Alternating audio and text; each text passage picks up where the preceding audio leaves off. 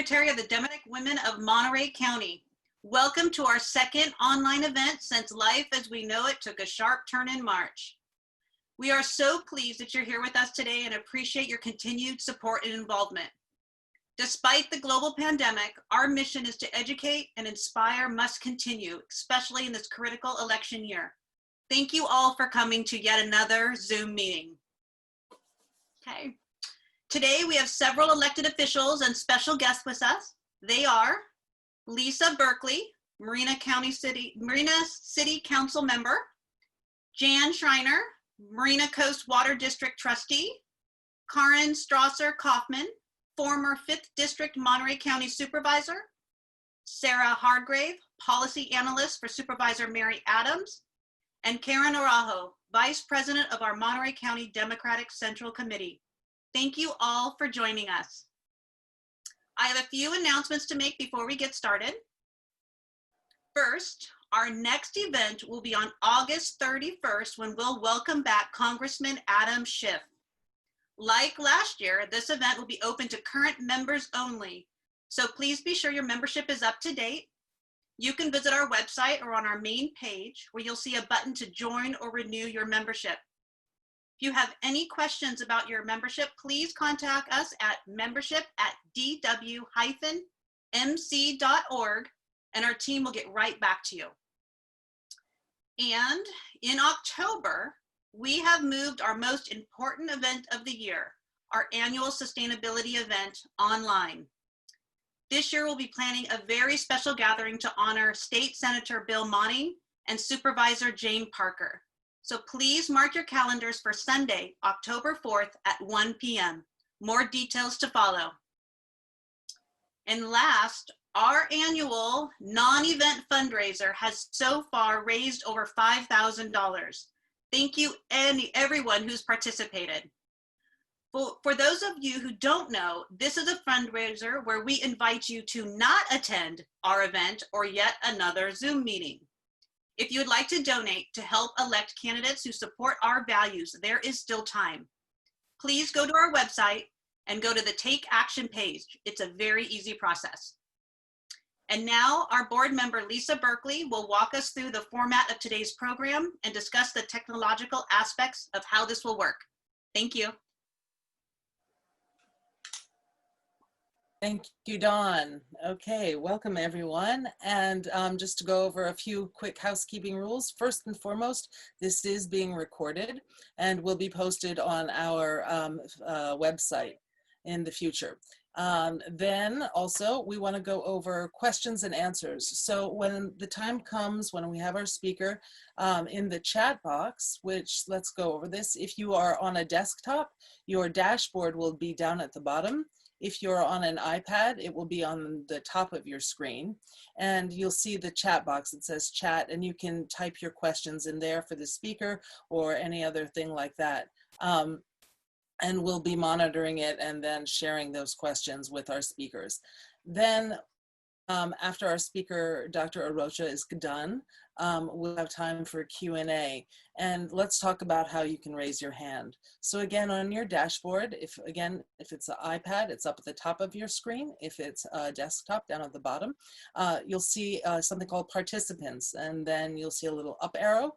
If you go ahead and click on participants, you will see an option to raise your hand. And I hope that that is clear and simple. And if you have any technological questions, we have our master technology helper here, our board member, Karen Paul, and her phone number you should have received in your email. I'm not sure I want to like put that out, but we'll put it in the chat box for you if there are any questions. Actually, Karen, if you could put your number in the chat box, that would be great.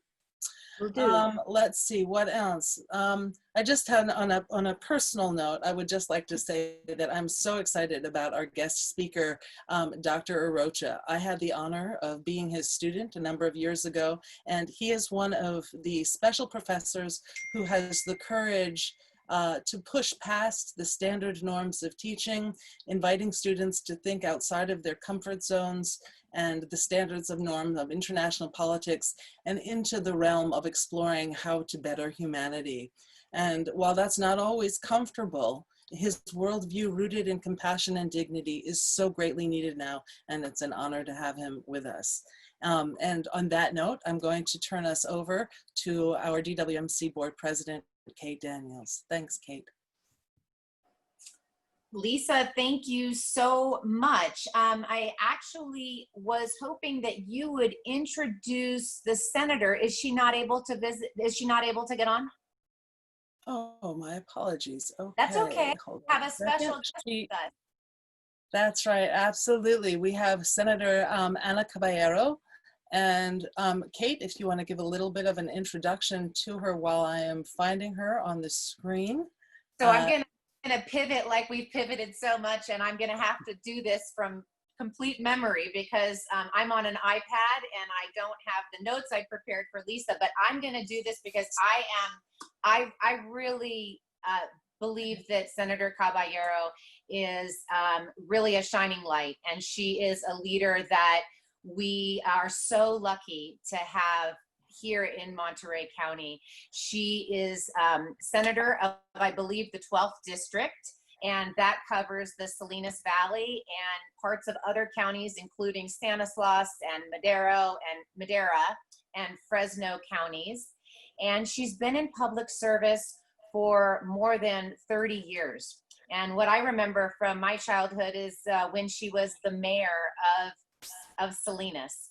And I also remember further back when she was an advocate for farm workers. So this topic of immigration is one that I know she has been actively engaged in for a long time, for many decades. And so being a member of the Democratic Women and the Democratic Women of Monterey County, being a longtime supporter of Senator Caballero, we are really pleased that she was able to join us for this event and just give a few words prior to our introduction of our guest speaker. So welcome, Ana Caballero. Kate, Mike, over to you.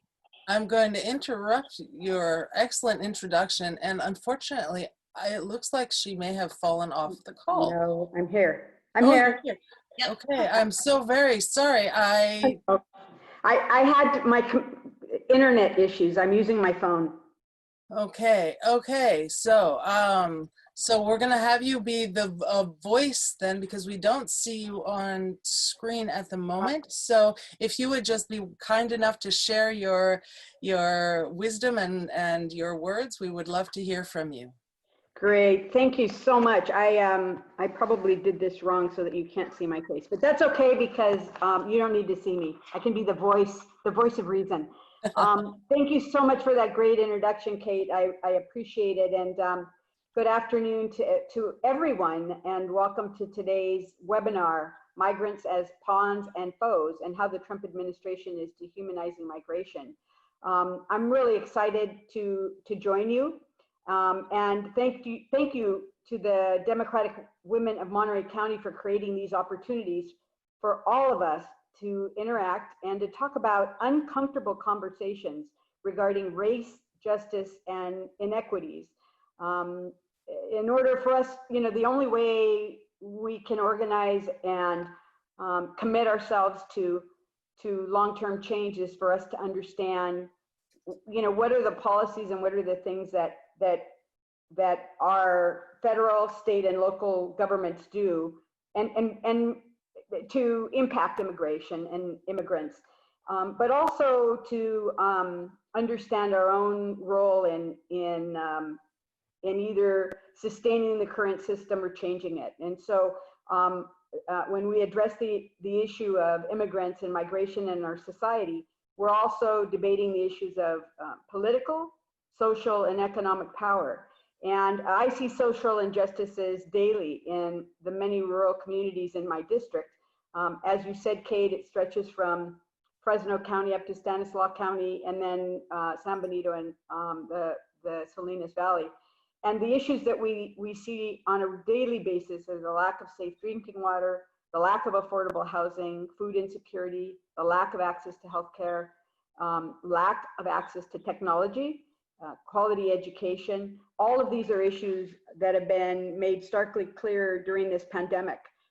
It's clear that the COVID virus has devastated the immigrant communities because of many of these inequities. And we need to come to terms with our own culpability in this immigrant story.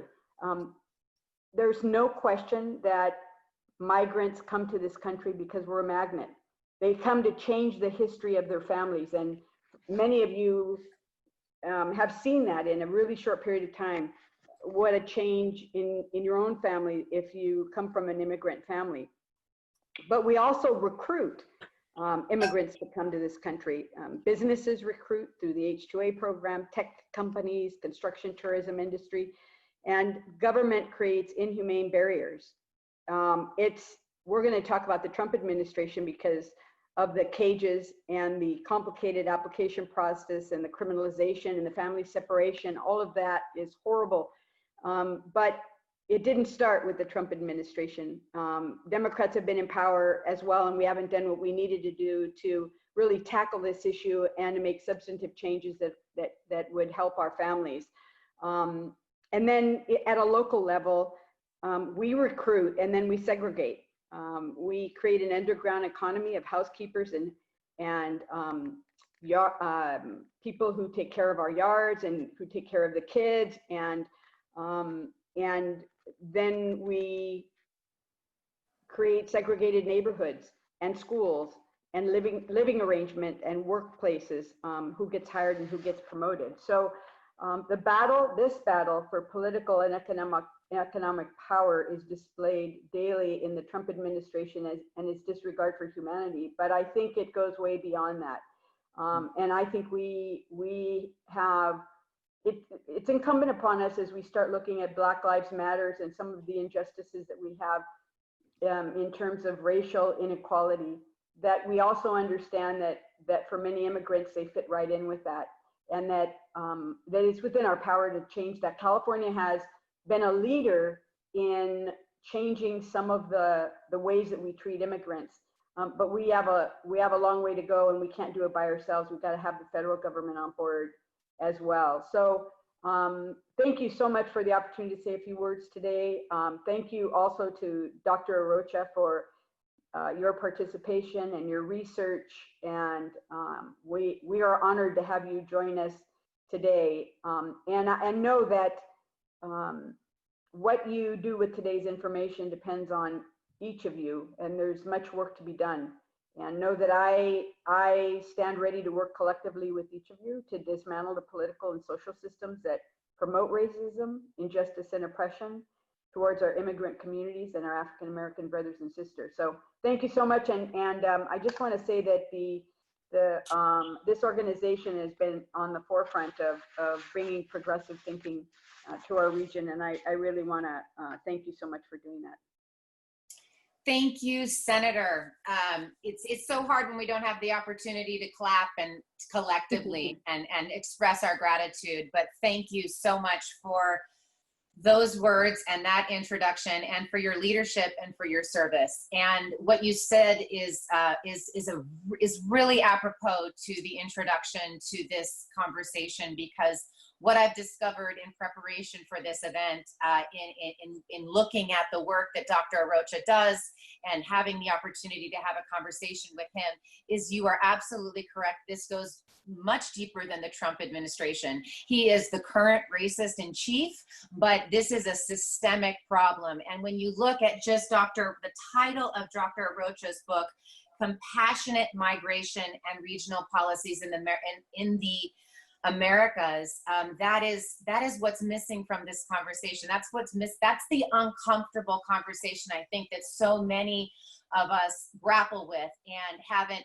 had and haven't been willing to have. But now, in this period of time where we're having the uncomfortable conversation about privilege, we're having the uncomfortable conversation about systemic racism and the policies of the US government that are systemic and that need to be dismantled. This is the right time to have this conversation about US immigration policy as well. And so I really appreciate that introduction. I appreciate your work and your leadership. I had the opportunity just on the radio this morning to hear a senator from somewhere else in California talking about Senator Caballero's work it was about the police reform bill last year. So that was very exciting.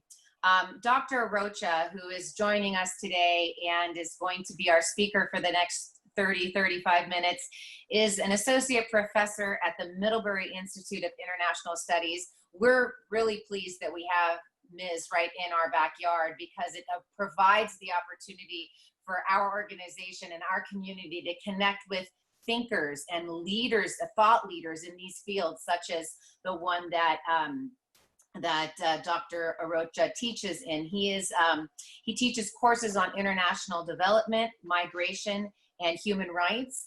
And as I mentioned, his latest publication is titled Compassionate Migration and Regional Policies in the Americas. So I very much look forward to having this conversation today with Dr. Arrocha, and I welcome you and turn the microphone over to Dr. William Arrocha. Well, thank you very much, Kate. Thank you, everybody. Thank you for the board to make this happen. Thank you for Senator Caballero to be with us today. I obviously echo every word that she, shared with us today, and ideas and principles and policy goals. I shared many goals that the Women's Democratic Committee of Monterey. And it's an honor to be with all of you. And yes, these are very trying times for many reasons. But as Senator Caballero was saying, when it comes to immigration, this is not new. It's not news. It's just that it's coming at a turning point where, I must say, without any way, shape, or form thinking that this is an overstatement, that, ever since the administration of Andrew Johnson in the 19th century, since the Chinese Exclusion Act of 1882, the Japanese encampment policies, I don't think this country has had such a racist, nativist, and xenophobic president and administration. I'm being very blunt, very clear. I also think that this administration and this president in particular are not an isolated phenomenon. They're not exclusive to this country. President Trump is part of a larger wave of nativism that is occurring in many receiving states. And unfortunately, receiving states that from a political economy perspective absolutely depend on migrant work. They depend on immigration in general terms as an important component of their historic identities. And they depend at multiple levels of immigrants that go from what we call 3D jobs, these dirty, denigrating, and dangerous jobs, to complex, high-skilled jobs. And most of these countries, or what we call OECD countries, they're members of the Organization of Economic Cooperation and Development, which are highly advanced capitalist states. And in all these states, we are seeing a huge wave of nativism occurring and of highly exclusive immigration policies. So again, this is not an isolated issue. It's not exclusive to this administration. But let me be honest with you. I think that if you were to see leaders of states or administrations in states, perhaps there are two chaps that come to my mind that are openly with a ritual that is uncomfortable, that is meant to polarize societies, to polarize and to politicize nations. I would think that Trump and Viktor Orban from Hungary, who is the Prime Minister of Hungary, or perhaps the leaders in this nativist discourse. And they also are leaders in implementing at multiple levels of government what are extremely exclusive immigration policies. So this is where we are today. And again, I repeat, I reiterate, not an isolated exclusive issue. And unfortunately, it's having a trickle down effect even on transit states that are having to adjust their policies and even trump their human rights based immigration approaches to adjust to administrations that are pushing them to change their behavior. What comes to my mind, for example, and I'm sure a lot of you have witnessed it and heard about it at least, and that was when, for example, President Trump basically forced the Mexican administration of President López Obrador to shift the administration's human rights approach towards a multiple set of migrations, economic migrants, survival migrants, those seeking asylum, and to really utilize a more forceful immigration policy in the name of, either threatening the talks for a new North American Future Agreement or slapping the administration on tariffs, meaning basically using a punitive measure, which is the ultimate exclusive immigration policies. When we start linking immigration policies with other policies that can affect the interests of other states. I mean, that's the ultimate. I mean, that is what we really call a realpolitik approach to immigration. And that really is one of the most dangerous approaches to it, right? And it's happening in the European context also, in the case of Turkey, the case of the European Union towards Turkey, Turkey towards other refugees and other immigrants, in search of a safe haven. So again, we're on a turning point in history in general terms, and a turning point in the United States. And concluding this first part of the presentation, I do believe, like others, and I imagine that this would be echoed in this conversation, that this is a very dangerous administration. And this president is a very dangerous president. And I'm not saying it rhetorically, I'm saying it from multiple perspectives of policy, politics, economics, and on and so forth. So these are perhaps one of the most important elections in the US, and particularly with the fact that, again, these policies impact the Americas in general and other places in particular. Now, the approach that I want to take in this conversation today with regards to the systemic aspects that Senator Caballero was mentioning, and I obviously echo completely, and that go, by the way, beyond party lines, and I really salute her for being so candid and so honest in this case, is that we've been observing from 1986, which was one of the first comprehensive immigration reforms under President Reagan, to 1996 under President Clinton, and then a whole set of pieces of immigration reforms that kind of, go creating this huge, complicated puzzle that we have today, which is part of the Immigration and Nationalities Act. We've been seeing through multiple decades, now, more than 40 decades, two aspects that are occurring in the United States and in most receiving states. One, which was mentioned by Senator Caballero, which is that criminalization of immigration laws and policies. And I would say that criminalization of irregular migration in general terms. And I really want to stress the word irregular migration and not necessarily undocumented migration.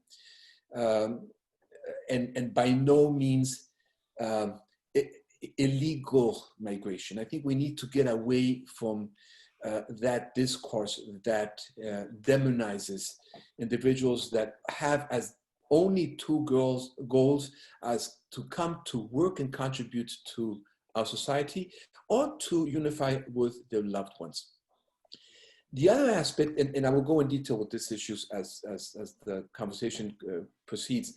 The other aspect is one that is very delicate with regards to compassion in a compassionate migration system from a social justice system, of course, is the securitization of immigration policies and laws. And this one is very delicate, not only when it works with decriminalization, but when it stands alone. And this is happening, for example, in the European Union at large and in most European states. And that is when the process of designing the policies and the rules and regulations and the principles that anchor it, and obviously someone like Senator Caballero is confronting this, is really taken into the realm of national security. And when any policy enters the realm of national security, any policy, even economic policy, human rights automatically go into the back burner. This is not, again, a US issue. And that's why I mentioned, for example, the Japanese encampment policies. I mean, this was a policy that was decided, very controversial, but it was decided under national security paradigms, very controversial. Now we're seeing the whole immigration system. So every component of the US immigration system, including the civil and criminal application, rules, regulations to deal with any violation that can be civil or criminal, all of these procedures are happening, and all the departments and the different agencies that deal with immigration are happening under the umbrella of a national security state. So therefore, any application from Border Patrol, from ICE, from the defunded and dangerously collapsing U.S. Citizenship and Immigration Services, which is something that we really have to be very careful and really from the Senate make sure that this agency survives. I mean, there's people that are waiting for the immigration status to be completed, and they can't do anything right now. Any of these departments and all the other ones linked to them are, again, operating on the prerogatives of national security. And that increases central power. So whomever directs the Department of Homeland Security that has an enormous agenda dictates the way enforcement is done, the way interpretation of rules and regulations are done. And again, human rights really takes the back burner. It takes the backstage because the whole principle is to ensure the national security of the state, whatever that may be. Which then, therefore, others now, the immigrant, any immigrant, by the way, I would even include a tourist, any immigrant, is today othered not just as a potential public charged threat, which we're going to go on that, but as a potential enemy. And I'm being very serious with what I'm saying. I'm not a US citizen. I'm a permanent resident.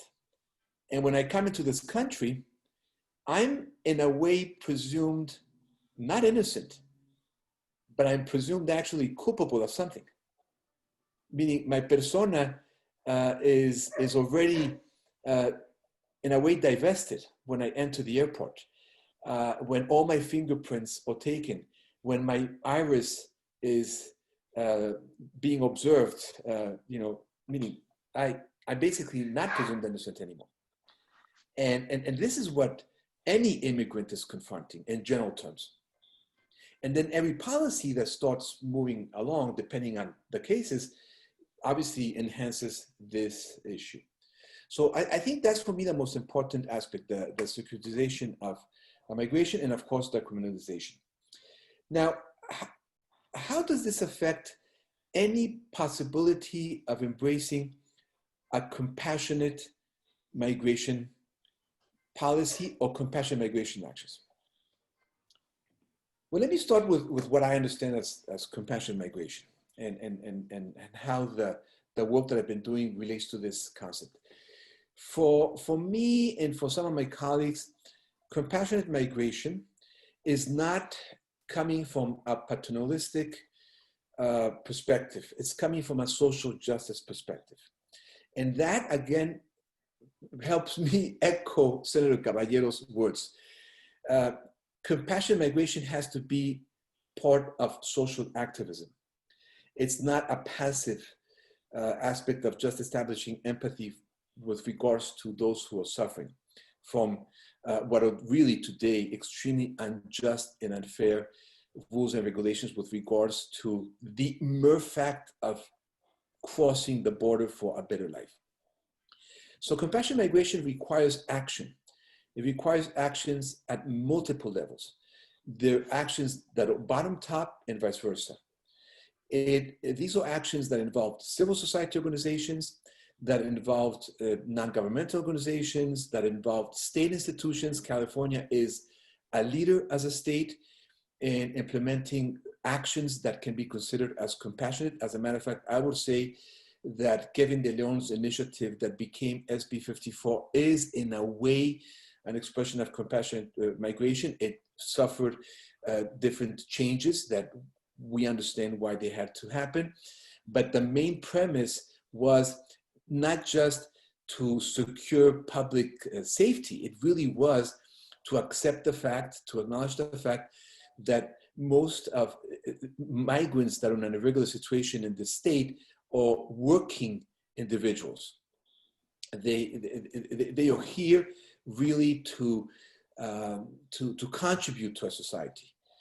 And SB 54 and other, state, city, county regulations that we can encompass as sanctuary in a way or expressions of compassionate migration. But the difficulty is to make them operational. They can't just work by being on paper. They need the hard work of city councils. They need the hard work of county governments. They need the hard work of civil society organizations. So there needs to be a constant engagement. What is threatening this work today within that realm of criminalization, securitization?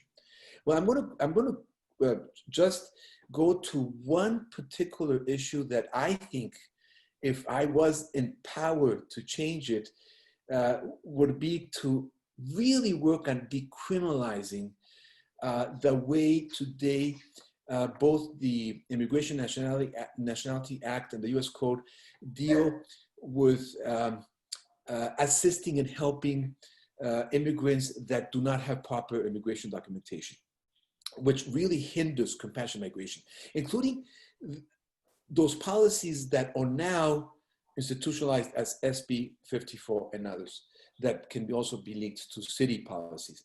And I'm thinking really of section 1324 of the US Code, which was designed, if one reads the history of it, to really create this dragnet where any individual, US citizen or non-US citizen, who harbors, assists, even, yes, might encourage an individual without proper immigration documents to come into the United States or harboring when they're here. Any individual that does this, and I'm not thinking, of course, of a human trafficker or a smuggler. They are part of this section. But I'm thinking any citizen, because it embraces any citizen, any individual that's engaged in an act of harboring, aiding, someone who, it could be a family member, right? Is considered committing a criminal act. I think that the example that comes to my mind, that I shared with the board at some point, that I know a lot of you are very sensitive about, was the prosecution of one of the members of this very active non-governmental organization and the Arizona border, No More Deaths, right? No Más Muertes in Spanish, where one of its young members who all is doing is trying to save the lives of those who have to cross the desert because they can't anymore reach the administrative standards that have been increasing, even to come and visit a family member that might be passing away, right? Maybe they only want to come and visit grandma. Maybe they only want to come and visit the abuelita that maybe is in her last moments in life. But they can't reach the administrative standards that every year increase.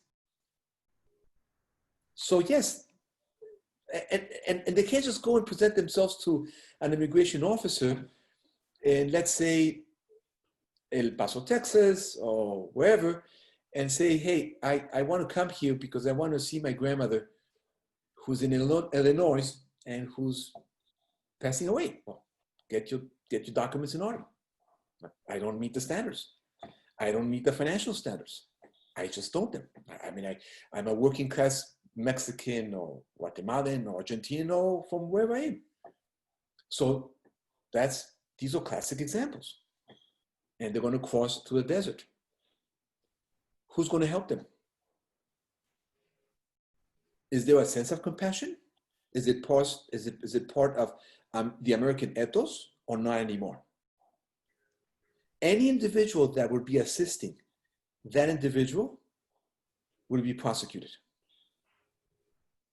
So there's a contradiction that is occurring today that is very deep and that is very delicate and dangerous, in which the principles of liberal democracy that are supposed to anchor this country and many other liberal democracies in a way of collapsing, fracturing, fragmenting, in the sense that we're losing the larger human rights principles that are supposed to be inherent, inalienable principles that are not just enshrined in the US Bill of Rights, but in the Universal Declaration of Human Rights, that this country was a promoter, right?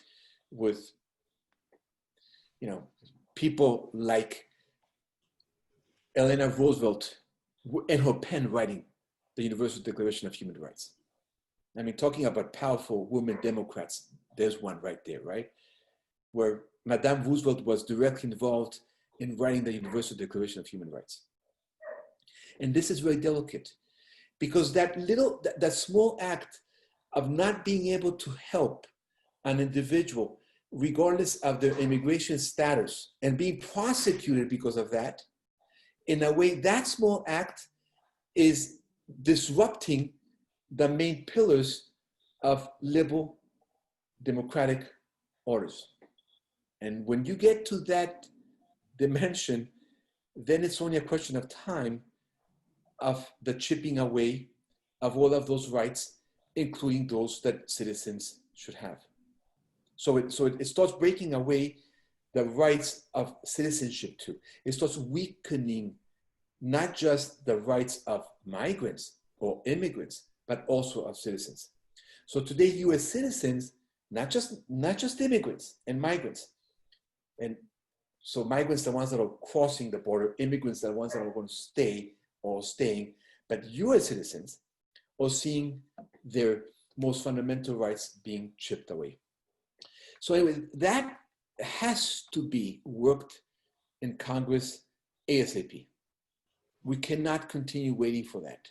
There's not going to be a comprehensive immigration reform for many years, in my opinion, but there can be pieces of the Immigration Nationality Act that can be worked on. Another aspect that I want to touch upon, added, of course, I mean, we can discuss that later on with the Q&A session, which are the horrendous policies of separating families, even when it comes to emergencies. I mean, this week we're going to see families again being separated, right? So yes, maybe children will be able to be, freed from detention centers, but not their parents. I mean, these are just pervert aspects of human rights violations that go beyond human rights violations here. I mean, these are Universal Declaration of Human Rights violations that, they just don't have any place in a state that wants to consider itself as a liberal democracy. The words are not anymore coping with the realities in this country in any way, shape, or form. They're just not.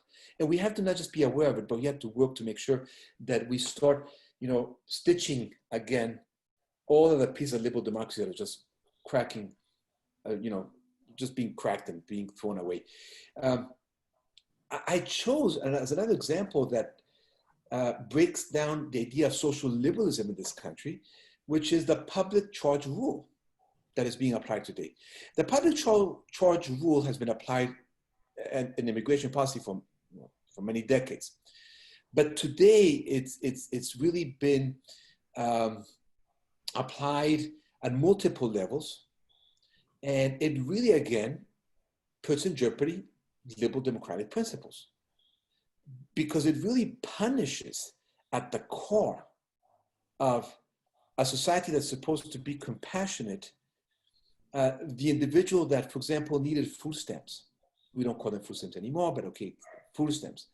So if an individual needed food stamps and is going through the process of changing their immigration status, and that individual needed food stamps for, let's say, 12 months, right? And that comes in their process, because of the need to survive, they're being punished. That is a perversion of liberal democracy. I mean, that's a very serious issue. And this has to be addressed, not just to maintain the right of that individual that's working or that has children, for US citizenship to regain its status as a citizenship that comes from what was supposed to be at the 1960s, a complete liberal democracy, which we know is still not there. And Black Lives Matters remind us, and our own Hispanic community every day reminds us in this county. So these are issues that I wanted to just share with you, because I know we have a limited time, and I want to have a good Q&A session. But for me, again, the issues, the most delicate issue before we open it for Q&A really is that these systemic issues that are not exclusive to the United States are pushing to the limits the possibilities of maintaining liberal democracies. This is key. And by the way, liberal democracies that can include the options of changing the way we distribute things like income, like wealth, like justice. These are public goods, right? I mean, justice is a public good as far as I'm concerned. So when you start eroding the principles and structures of liberal democracy in France, in Italy, in Hungary, in the US, in Sweden, in Denmark, you name it, you start reducing the public space that permit immigration, citizenship, migration, and other rights to interact in a way that enhances those rights, that then can give us possibilities to say, okay, beyond these issues on migrations, why do I want to vote Democrat in November? Well, because maybe I want a new state. Maybe I want a new political economy. Maybe I want to change the inequality in distribution of wealth and income. But guess what? I might not be able to do it anymore because I'm reducing those civil rights. So with that said, I wouldn't mind if we open that now for Q&A, because I can go on with many more cases and many more pervert policies that this government has been putting in place, but just to finish echoing Senator Caballero, that have been coming from a system that has been extremely punitive, particularly since 1996, when immigration is fully criminalized. Thank you, My Dr. pleasure. Arrocha. Wow. Okay, we're gonna move right in. I'm gonna have to figure out how to find the questions and the hand raises. So while I do that, I'll just start with the first question, something I hadn't been thinking about, but it just what you ended on. These many perversions of liberal democracy that you're referring to, in terms of thinking about solutions or avenues for moving forward, I was just curious because you mentioned the United Nations and the Universal Declaration of Human Rights. Is there any avenue that the United Nations have to hold the United States and other liberal democracies or countries around the world accountable? I'm actually thinking of the United States. I mean, that would be poetic justice. Is there a way in which the United Nations could hold us accountable for these violations of the Universal Declaration of Human Rights? So I have to preempt that that's a huge question, Kate, but it's an important one. Let me see how I'm going to, manage that question. So yes, in principle, the United Nations and the instruments of human rights and the commission and the bodies and not just the United Nations, but even the Organization of American States, the Inter-American Commission on Human Rights. So we have multiple bodies, we have principles, we have, we have custom law, we have written law.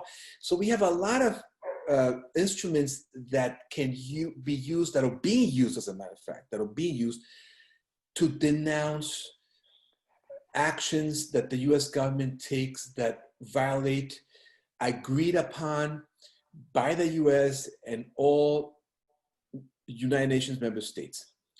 The problem is that how do we go from denouncing them to utilizing the internal courts of the United States to, make accountable the state? And that's where it gets really complicated.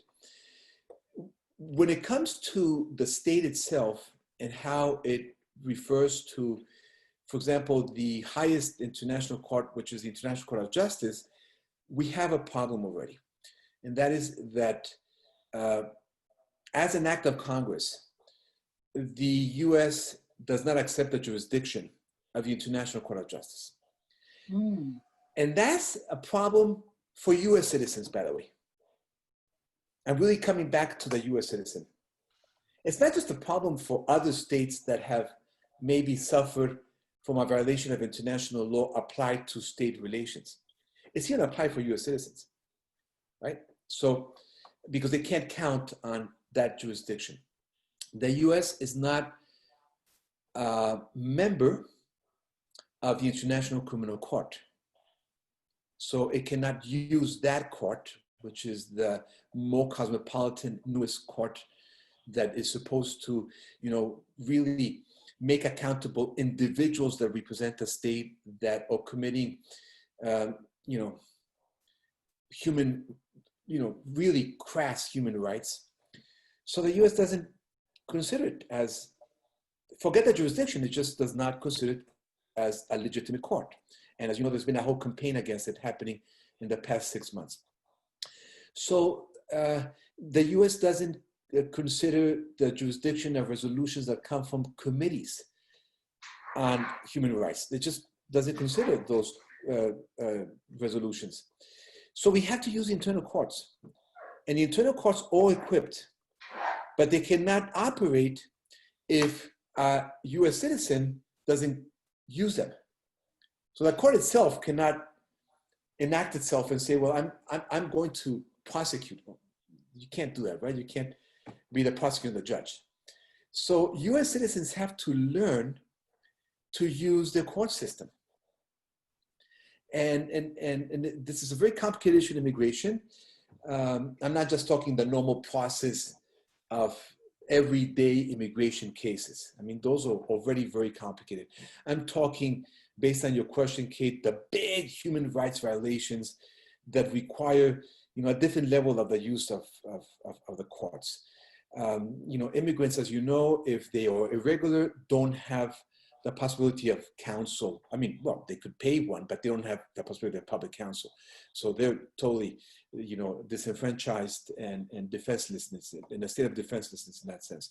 But the big violations require the use of the state system, the federal and state system.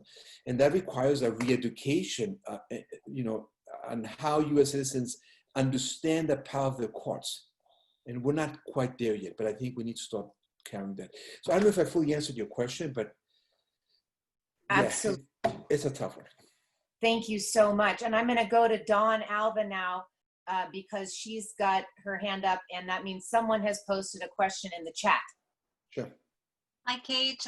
Marcia has asked, how can we help these families at this time to ease their current issues?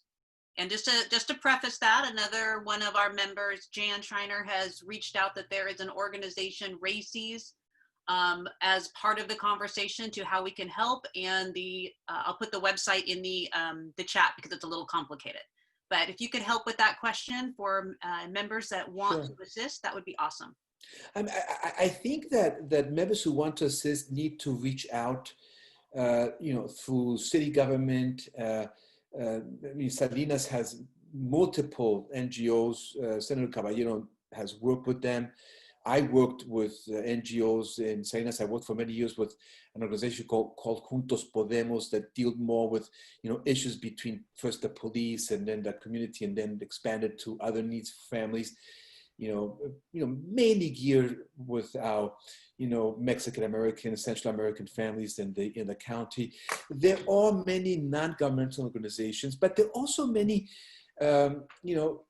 members of city councils that are willing to use their power to work, within the frame of the existing law and help families with different issues.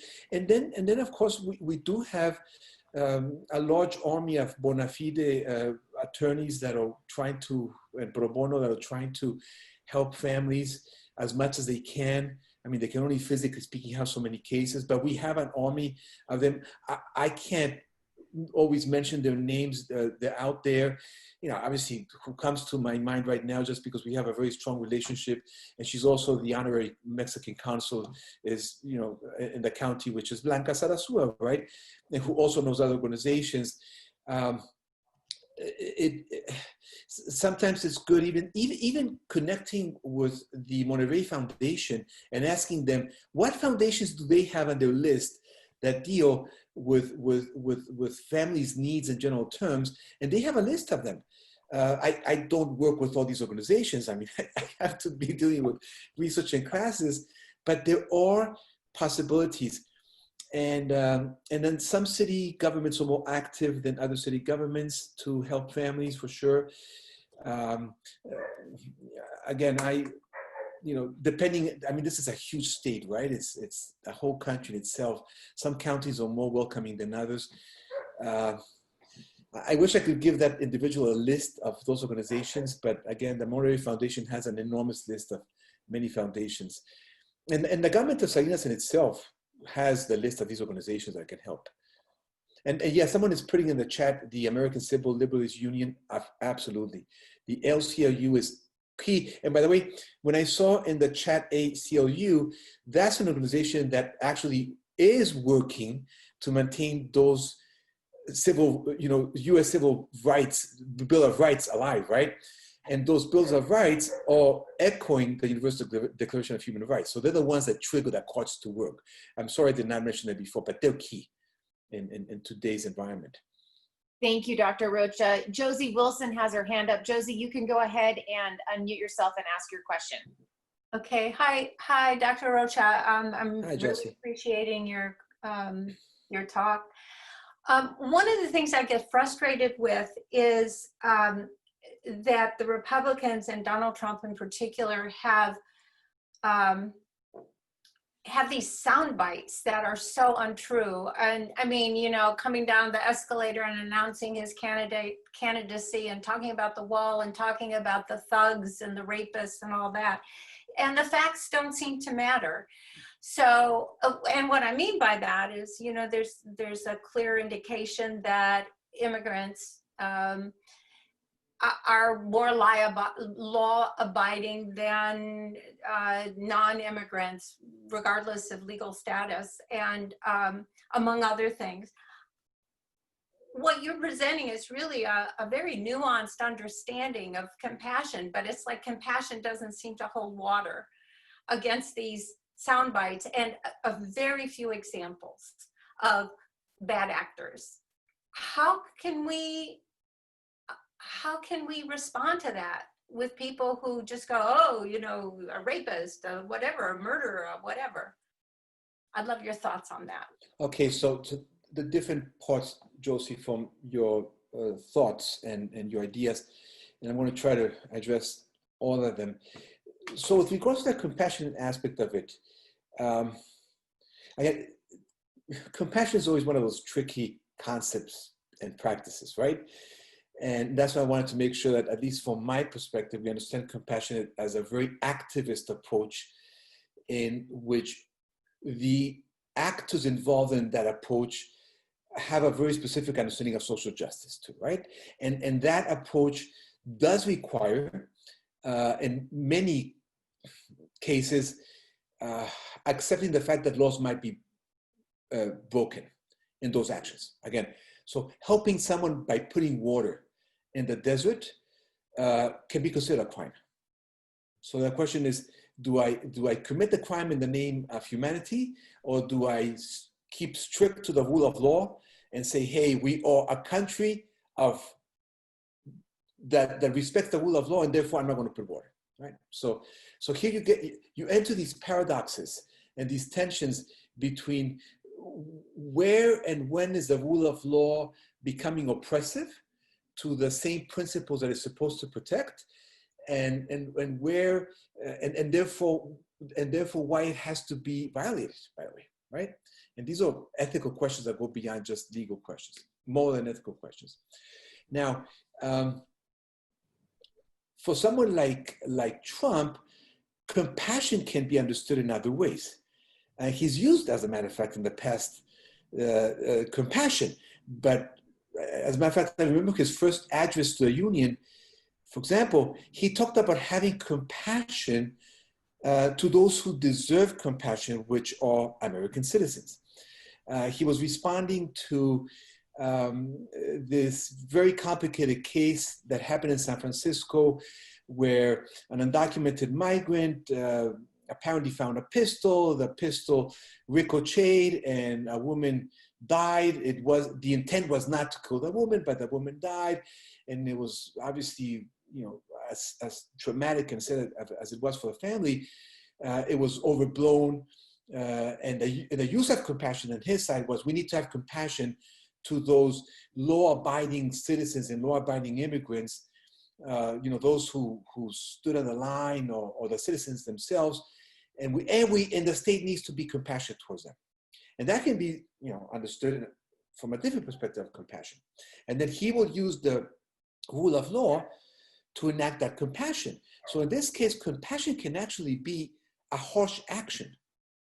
Meaning, to be compassionate towards your needs, I might have to enforce the law in the most harshest punitive manner. So it's a really delicate issue when it comes to the philosophy of compassion. Now, the sound bites that you were mentioning, those are really powerful, because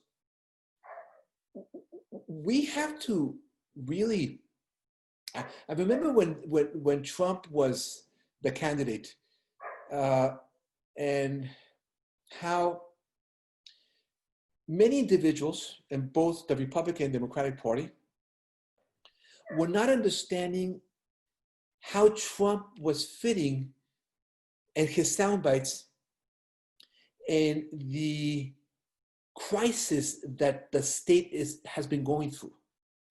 From my theoretical school of thought, we call it an organic crisis. So the reading was only staying with the sound bites. And therefore you had your CNNs or your Fox Newses, all members of the Democratic Party that will say, the guy's a buffoon. The guy is crazy. He's never going to become president. He's a soundbite guy. He's a reality show guy, right? So who cares? Well, the guy came in beautifully because, in a way, his advisors and himself were reading the organic crisis in which the state, by the way, is still deeply entrenched. And he's still reading the crisis, by the way. I'm one of those who believe that if we did not have this dramatic situation of COVID-19, which is obviously having an effect at all levels, this individual, who's the president of the United States, still could have the opportunity to be reelected.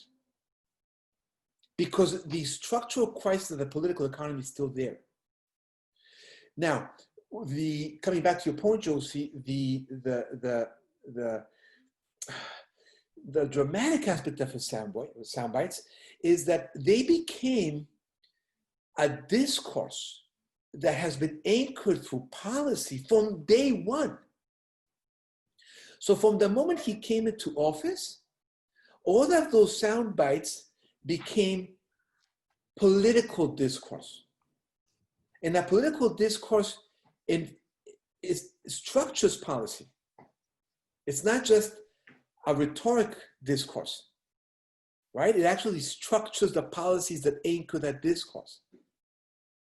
And now the difficulty is how do we break down the discourse and the policies that anchor it? And I think that's the big challenge of a Democratic Party that is coming at a very difficult time. I mean, these elections are not just difficult because of the organic crisis, but of what COVID-19 is doing to the platforms where people can debate, right? And I want to be very candid with a candidate that perhaps is not representing the hope and dream of the people that want to grab this crisis like a bull, want to grab the horns of the bull, like we say in Mexico, which is one of my countries, right? And say, we need to grab the bull by the horns and say, enough is enough with the extreme inequality in the distribution of income and wealth. And all of the inequalities that Senator Caballero was sharing with us in her very short but powerful opening of this conference. Of which, of course, the ultimate victims are immigrants in general, survival immigrants, economic immigrants, those searching for asylum, and yes, Blacks, and yes, Hispanics, and yes, Asian Americans too, and women of all colors, by the way. Absolutely. The next question comes from Adele Negro. Adele, you can go ahead and unmute yourself and ask your question. Yes, saludos, Dr. Arrocha. Igualmente, Adele. Hola, ¿qué tal? I'd like to ask if you can address, and I joined your talk a little late, but if you have already addressed it, then please don't feel obliged. But I would like to know if you could say a little bit more about the way the governments of Mexico, Central America, and other Latin American countries that are particularly affected by this perversion of liberal democracy are complicit with it. And in what way, for example, López Obrador coming, does he kowtow to our friend Trump? Or can there be some way to put up a more consolidated opposition, a principled opposition to the perversions that we are discussing? I mean, what will it take? This is a tango of perversions. It's not just a one-way street. So I'd like to see in the larger landscape how you see the possibility of turning around this sinking ship. Thank you. So I thank you for the multiple layer question and comment, Adele.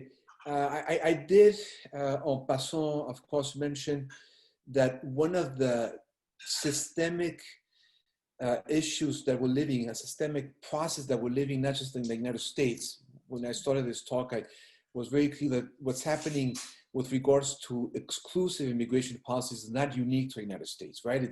It's something that's happening in most receiving states, and I included European states, the European Union in general terms. I actually mentioned Viktor Orbán, who's the Prime Minister of Hungary and is extremely nativist and xenophobic in his approach, discourse, and policies. And I was saying that this is a systemic issue. But I also was including countries of transit and some sending countries.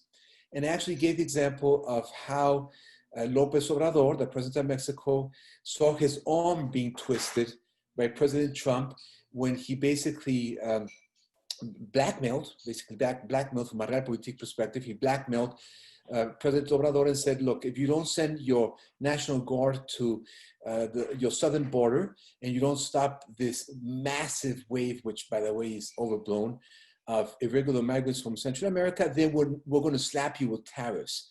We're going to leave the NAFTA that was becoming what is today in Mexico called the TEMEC, right? So now, what I was explaining back was that this is the ultimate expression of power that receiving states are putting forward. I gave the example of Turkey and the EU, and then Turkey and other states. When you elevate this, then what you do is you pressure these states that, in the case of Mexico, that's why it's multi-layered. In the case of Mexico, specifically Mexico, the immigration system really saw a shift in 2011. And that was not López Obrador. That was actually a conservative president at that time. But because of pressure from civil society, and he needed to be open, this particular president, Felipe Calderón, needed to be open to that pressure to maintain a certain level of legitimacy during his very cruel and gruesome war on drugs. The immigration system changed in Mexico. And it actually became a highly humanitarian, human rights-based approach system. The laws in Mexico on immigration, including irregular migration, have become very humanitarian-based. And they're still on paper only now, unfortunately. And then the question for someone like López Obrador was, what do I do? I've been elected with the highest ever support that any Mexican president has had to transform the existing political economy. That's my mandate. And I need, for that transformation, to maintain investments. I need them. Meaning, I need economic growth. At all costs, I need economic growth, which now is fini, right? Mexico is going to have a 9% negative growth in the next year. Latin America is going to be, again, the lost decade, right? But I need it. And yet, I also need to show the civil society that I can have a humanitarian approach to immigration. When he came in office, the first 6 months, he was changing, the immigration system at many levels. And then you find yourself, okay, what do I do? And how can I do it in a way that, and of course, with forces that are not well trained, so you have your Mexican customs officers that have been slacking for decades and applying, the rule of law. You have a lack of funding, you have a lack of training, but you also have someone that is saying, if you don't do something, not only we're going to close the border. So it was like a multiple bill. We're going to close the border. Now, this is a person that doesn't bluff. I think the power of this president is he, between the bluff and the reality,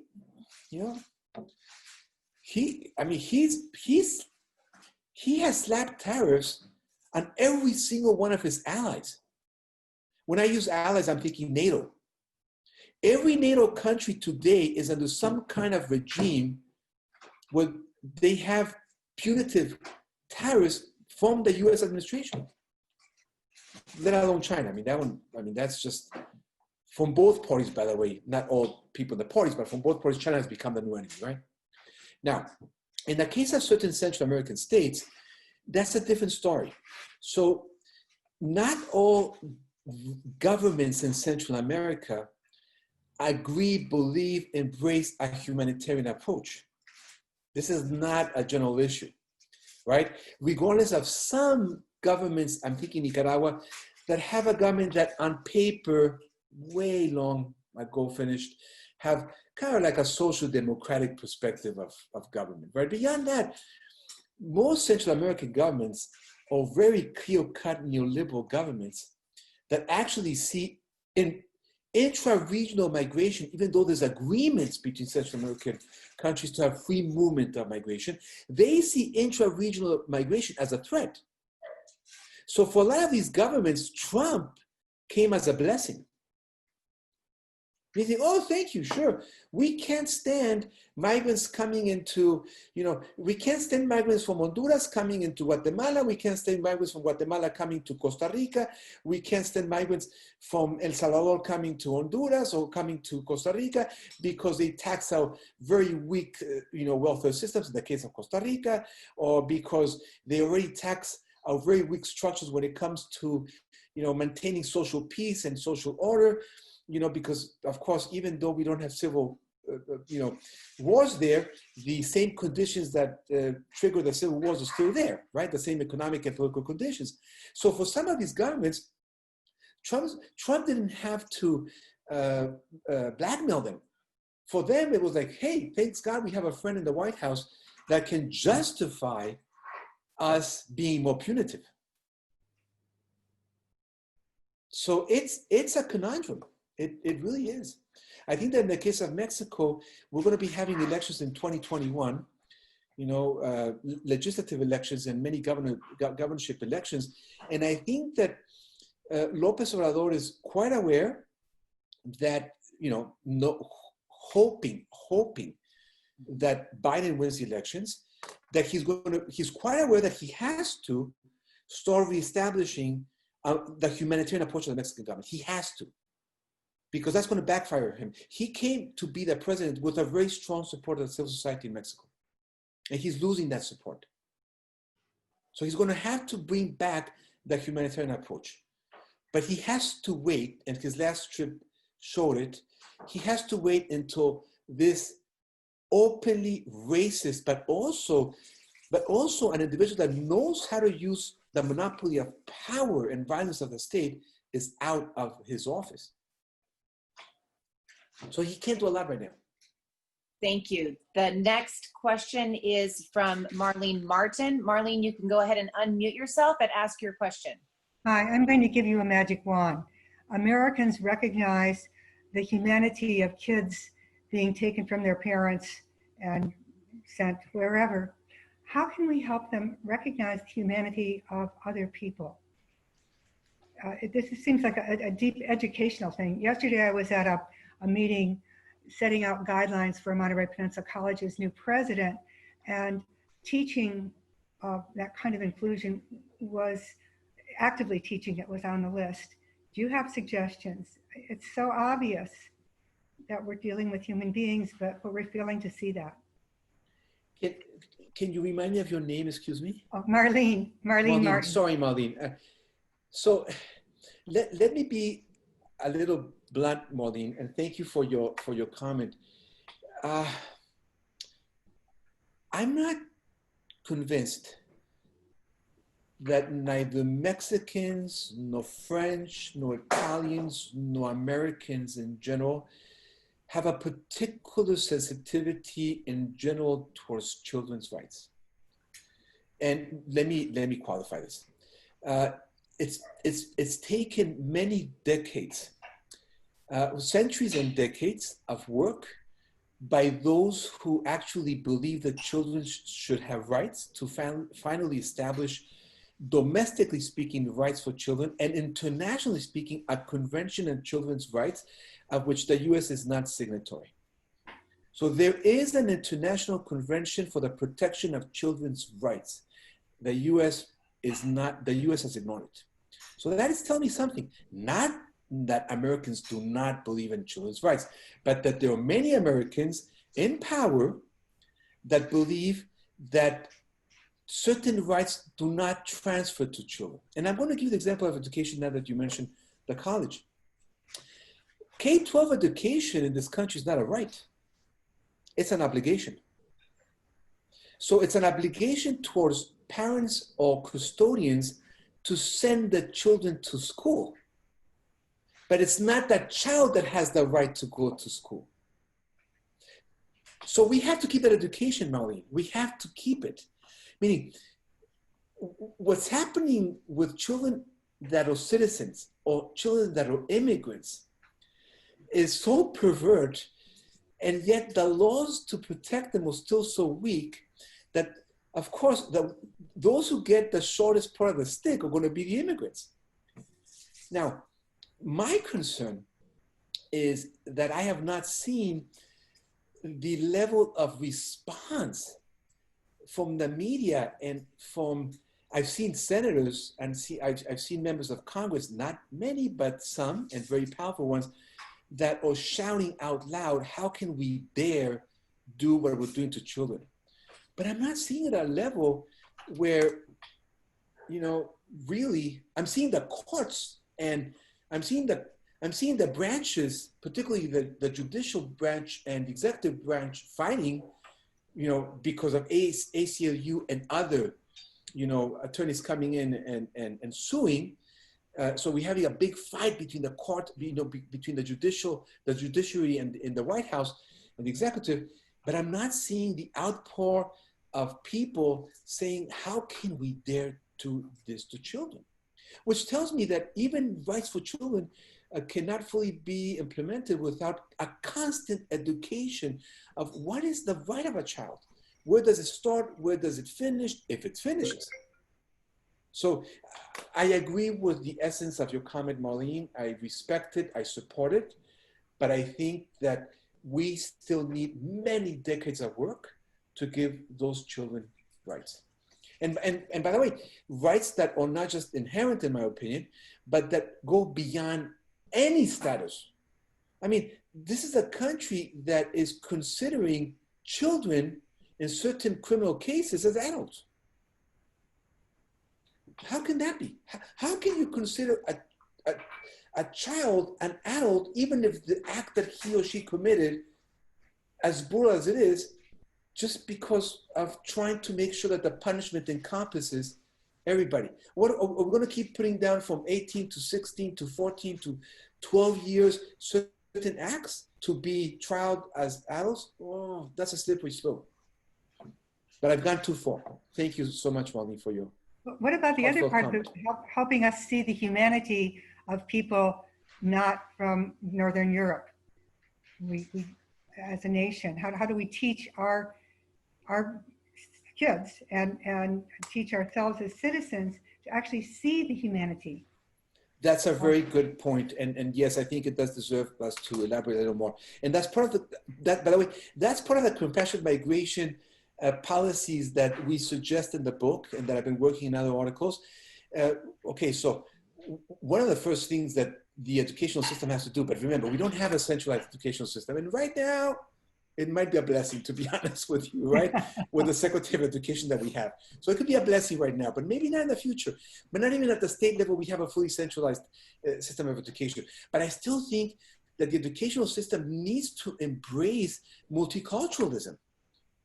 I mean, not on paper, but we need to honor the multiple cultures. We need to teach the young students. I mean, we have a young daughter that is going through the K-8 system, and they need to learn about the cultures that are part of the schools, but not just the cultures. We were having a conversation with the family the other day and with my wife, and you know, our daughter goes to a particular school that is highly diverse.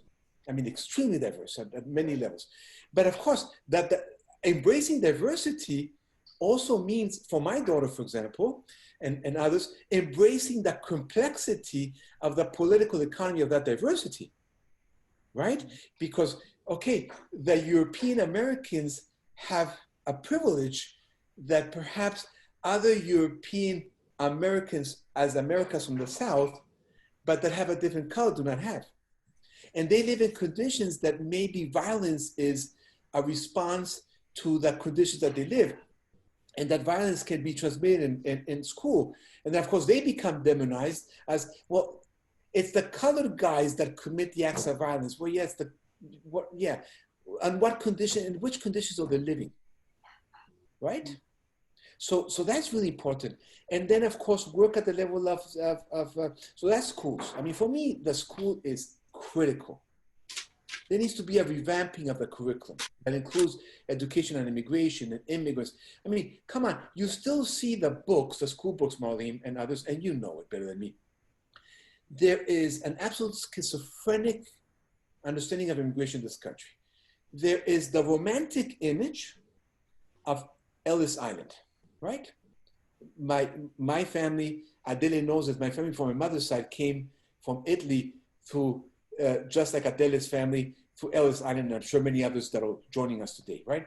So there's this romanticization, which by the way was very harsh as a process, right? I mean, there were grandmas that were kicked out because they couldn't meet the psychological exams. Grandmas being kicked out when they came with their families, right? But okay, there's this romanticization of Ellis Island as the door that harbors those who need to be embraced and supported and loved, right? So Ezra Pound's poem, right, that now is totally ignored, but it's romanticized. And then there is the deep history with Mexico, with the border that, as you know, very complicated border, right, that have worked, that have come, that have deep culture, that, come on, I mean, half of the territory is so deeply entrenched with Mexico, right? It still is. And yet that one we demonize. Mm-hmm. You know, those are the illegals. Those are, like Josie was reminding us, the rapers, the murders, and so forth. It's schizophrenic. And by the way, takes me to the point that for someone like Trump, it's not that he's anti-immigrant. We have to be very careful in these elections to say, okay, he's anti-immigrant and our candidate is pro-immigrant. No. I want to remind us the day that President Trump is with the Prime Minister of Norway, woman Prime Minister of Norway, and in front of her, he tells her how he envies her because she doesn't have to deal with the people from shitholes that we have to deal with, and that what we really need are more immigrants from Norway. This is in front of the Prime Minister of Norway, for crying out loud, right?